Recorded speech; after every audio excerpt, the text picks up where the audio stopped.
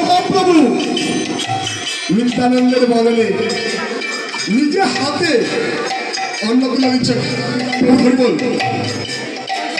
केन जानो ना त्रेताय যখন রামচন্দ্র আমার 14 বছরের জন্য বনে গিয়েছিলেন যারা দুই তাই গৌর হরি বল আমার রামচন্দ্রের কথা লক্ষণ তার ভাই এমন ভাবে শুনতেন যা বলতেন তাই তাহলে 14 বছরের জন্য যখন বনে যান ওই 14টি বছর ওই জায়গায় তো সীতারানী এক কুটিরে থাকতেন লক্ষণ এক কুটিরে থাকতেন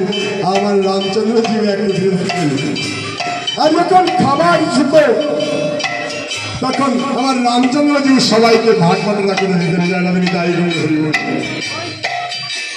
আর যখন ভাগ বাটোয়ারা করে দিতেন তখন রামচন্দ্র লক্ষণই রাখতে আগে সীতার পারসটা সীতার জন্য পাঠিয়ে দিতেন লক্ষণের হাত দিয়ে লক্ষণ দিয়ে আসতেন যখন লক্ষণ সীতামায়ের পারস দিয়ে আসত তখন তার পারসটা রামচন্দ্র কি বলতেন জানেন এ ভাই লক্ষণ এই নে ধর লক্ষণ ধরতো ধরে নিয়ে তার কুঠিরে রেখে দিত কই রামচন্দ্র তো বলেনি একদিনও রে ভাই এটা খেয়ে নি সেটা বলেনি তাই 14 বছর যখন অতিক্রম হয়ে যায় তখন যখন যা আসার পারি তখন যখন কুটির সবার ভাঙা হচ্ছে তখন আমার রামচন্দ্র লক্ষ্মণের কুটিরের সামনে যখন গেলেন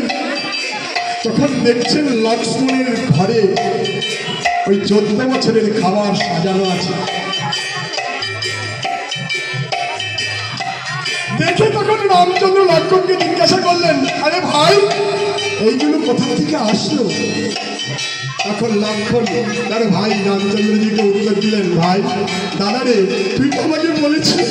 ধরতে আমি ধরেছি ধরে রেখে দিয়েছি তুই তো আমাকে বলিসনি কোনোদিন ভাই এই নে খা তাই রামচন্দ্র যখন সেই 14 বছরের খাবার উপরে দেখলেন তখন ভাইকে জড়িয়ে ধরে বলছেন ভাই তুই কি করলি